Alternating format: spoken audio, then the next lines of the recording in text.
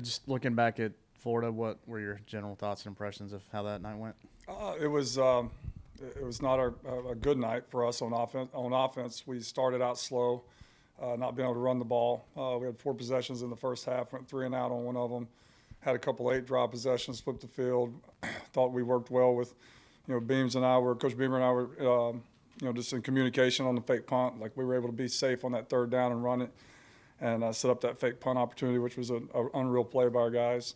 And then the second half to start out with 3 turnovers and 5 plays is just it's unacceptable. It was very frustrating, very unacceptable. And then once you got through those, you lost those 3 possessions. Then every time you would get a first down or an explosive play, it would be called back from a penalty. So just collectively as a group, the way we executed, the way that we performed was not the standard which we try to play to. Said obviously the running game struggled to get going. As you go into evaluating and game planning for Tennessee, do you look to maybe bring a few more guys into the run game, give a few guys more carries, or what can you do to get the run game going? If you turn the ball over 3 times like that, bam, bam, bam, you're not going to have any run game going, which was, that was, again, very frustrating. But we'll do whatever we have to do to run the football, whether, getting empty and run Spencer every down or getting big people, whatever it takes. We're going to try to do it to make sure that we can stay out there on the field and get some first downs. Hey, Marcus, hope you're doing well. Excuse me. When you fall behind like the way you did on Saturday at 21, how much does that change your script of your playing? Like how much you have to go away from things when the score is kind of mounting against you in the first quarter? I fell back on the lessons learned against Missouri, where I remember we were talking about just, got away from the game plan too quick in that game. So, we were trying to be steadfast with what we were trying to establish in the run game and trying to get that going, trying to get Jaheim going, and our guys never panicked. Just you come out in the second half and do what we did first 3 drives. It's tough. Marcus, I know it's obviously not ideal to have your top 2 guys running back out and trying to make that work with Jaheim and everything else, but with some of those other guys, whether it's Rashad or Dante or whoever, I guess, how do you kind of work those guys into the mix? Is that something that you want to do maybe down the stretch? And I guess, for lack of a better term, if there's frustration with those guys maybe not getting time, how do you kind of manage that on the coaching side as well? There's no frustration with anybody. It's just, we have to evaluate the roster. Like, Jaheim Bell's one of the most talented people on earth. So, trying to find ways to get him the ball, it just makes sense to let him play a little bit of running back.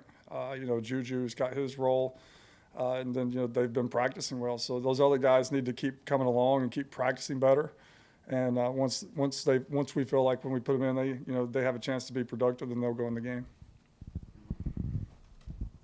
Marcus, with the turnover issues that you guys had with Florida, are there specific things you can do to fix that? How much of that kind of comes down to luck versus, an actual technical issue you can fix? It isn't luck. It's a decision, and from our standpoint as coaches, we have to coach it and demand it every single day in practice. Position coaches, me included.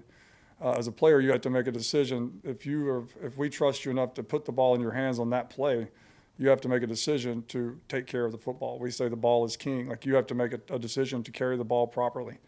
And all 3 times the other night when we did turn the ball over was a result of just poor ball security and poor technique of carrying the football, which is not just the player, it's the coach as well. I mean, there's somewhere disconnected through this whole process of practice that we must not be demanding it enough. So you don't want to be reactionary. That's the most frustrating thing, and come back and start doing different things. I mean, we do ball security every day. We've added a couple more periods this week just to honor the gods of ball security, just to show them that we are trying like hell to take care of the football.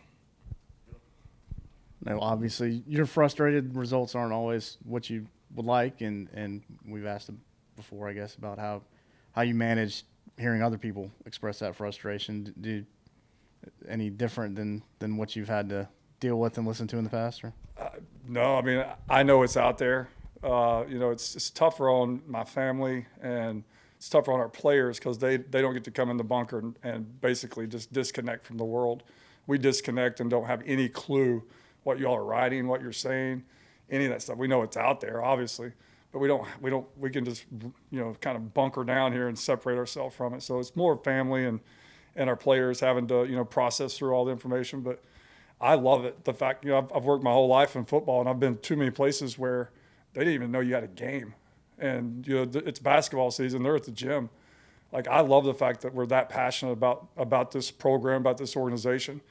Is it frustrating at times? It is, but you know what? I need to get our guys playing better. And, you know, as a fan, you come out and you want to see a product. As a coach, I want to see a product of our hard work, of practice. It's frustrating. So I totally get it. And, you know, I have no, like ill will towards anybody. Everybody has the right to their opinion. It does get tough sometimes, but it is what it is. And when you sign up to do this job, you know you're going to go through the ups and downs of it.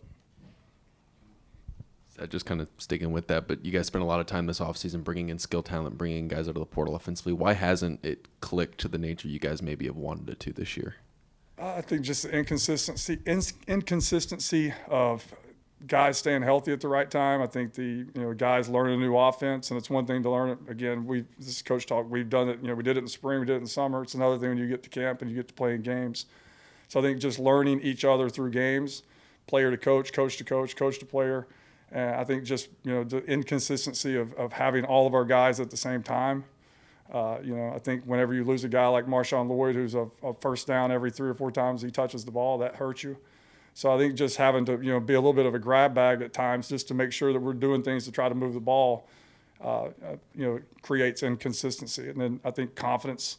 Our guys got to be confident. They work their butt off. They're resilient. They're tough. They love each other. They love playing the game. So I think just we get things going early. Usually we'll be pretty good. If it doesn't go great early, sometimes we have to fight some demons. So there's all kinds of different reasons for the inconsistency. But again, our guys come back to work this week. We're ready to go win. We've convinced ourselves we're ready to go win the Super Bowl this week with how we prepared and how we practiced. So I can't wait to watch them on this stage on Saturday night. And shoot, they've earned the right to go and compete with the way they've worked and been resilient in this process. You mentioned it being tougher without Lloyd. He was kind of the identity of this team early in the year. Do you feel like this offense still has an identity without him? And if so, what do you kind of think that is? I think we're reshaping our identity. I think, our identity now becomes, a team that can, throw the ball and run the ball with Spencer out there, that can have the availability to put DK out there, that have the availability to have a playmaker like Jaheim at receiver, a guy like a Jaheim at running back, a guy like Nate Atkins that does a little bit of everything. You got a guy like Stogner that can work in the middle of the field. So, I think the identity is I think our identity is more of our mindset more so than what you see on the field. I think it's just a tough mindset and willing to do whatever it takes, no matter how hard or how long it takes to try to get things done. How hard is that to do, trying to shift an identity 10 or 11 weeks into the season when you've spent the entire offseason trying to build maybe not a different one, but a different one? Right, and I wouldn't say that we're trying to reshape our identity. We have our identity as far as a program and as an offense. Are we able to huddle up and run 65 plays and hand the ball off and rush for 250 yards right now? No. And so that feeds into the play action pass and the movements and all the different concepts that you try to use. We're still the same offense. We just have to clean it up and go make some plays when they're there, take care of the football. Were Marshawn and CBS able to do more today? I think Coach Beamer said they were pretty limited yesterday. Yeah, they were out there moving around. Again, just not a lot with us on offense, but they're out there moving, getting back, ready for play. Spencer said after the Florida game, and then a couple of guys have made mention of it after other games throughout the season, that just struggled to get into a rhythm. How is any of that attributed to switching personnel so much at the skill positions in and out after each play, or what can you attribute that to? That's a very good point. I think a lot of times in order for us to get in rhythm, we use tempo, which would mean we weren't subbing a lot of guys, and they were able to just kind of get in the rhythm of that way of the game. But usually in order to get into your tempo, you got to get a first down first. And that's kind of like the golden rule. You get a first down, you get into tempo. And at times against Missouri, we played our worst. We hit rock bottom. We thought we hit rock bottom against Missouri and fought back and had a good game. And then we hit rock bottom against Florida with just the turnovers and inconsistency and the penalties. So we've had our 2 worst games the last 3 weeks. And so that's kind of multiplied it by a million of how we feel right now. But I think just going out there and running the football and making some plays early, I think will allow us to get into that rhythm. We were about to get into some rhythms the other night, and we'd have a penalty, and we go from a 45-yard pass backed up to 2nd and 12 on the -3. So little things like that all play into it. But we're definitely all searching for that flow, that consistent flow from week to week.